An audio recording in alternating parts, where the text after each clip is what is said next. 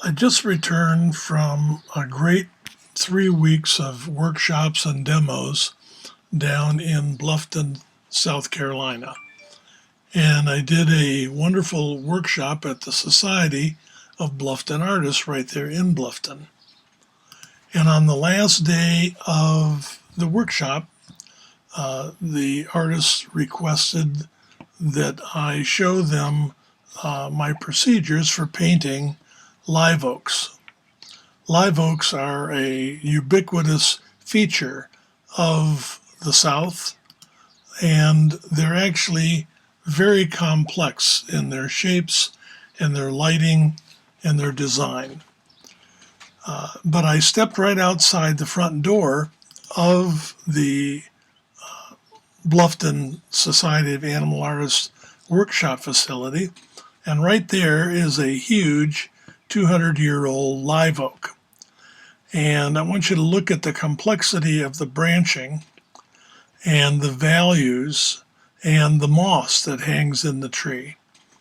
Getting all of this in a watercolor can be a challenge.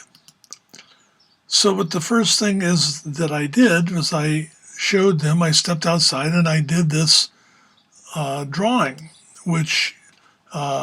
in which I simplified the whole structure and tried to capture some of the intertwining undulation of the limbs.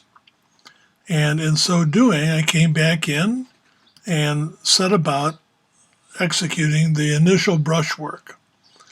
And this is actually the hardest stage in this particular subject. Here you're looking at the very first brushwork that I did, which didn't take very long, and there's a procedure for that, which I don't have the steps to. I was working so quickly that I just did it, and while they sat and watched. In the process of doing so, the next step is the development of the sky. I had to put the sky in first because I had to adjust the values to the sky. And I cut out a shape of a building back there just for interest's sake.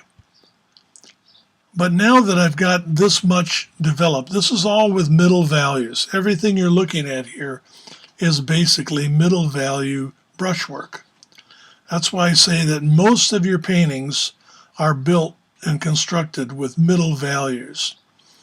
And if you can learn how to adjust those in those early stages, it'll make your paintings much easier. Once I had that, the very next step was to develop the near darkest darks.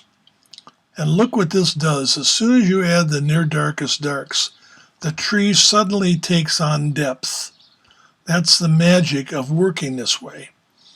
I was able to establish the branching in the trees in depth with just one layer of near darkest brushwork. And this whole area then takes on a different visual impact from the one on the left. So the next step was to develop that section on the left, and you can see that darker branch that goes back in the left, and that establishes depth in the tree. This is the magic of this subject, is that you can create tremendous visual depth in these live oaks. And then as I finished it up, I strengthened a bunch of the colors with some glazes. All over the trunk, I laid a warm glaze over the trunk so it had some more strength to it. But mostly, look here where it says darkest darks. You can see the darkest darks there in that tropical vegetation. Look at it again here. Watch it come in. Here is the darkest dark. Look at the brushwork. Look at how much that impacts the overall value structure of the painting. That darkest dark brushwork is darker than anything else in the painting. And That then establishes the full range of values, from the very darkest brushwork all the way to the very lightest brushwork.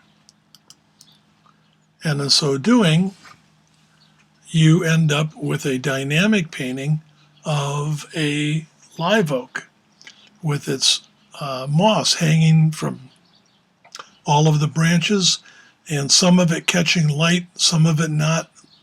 It's a very dramatic subject.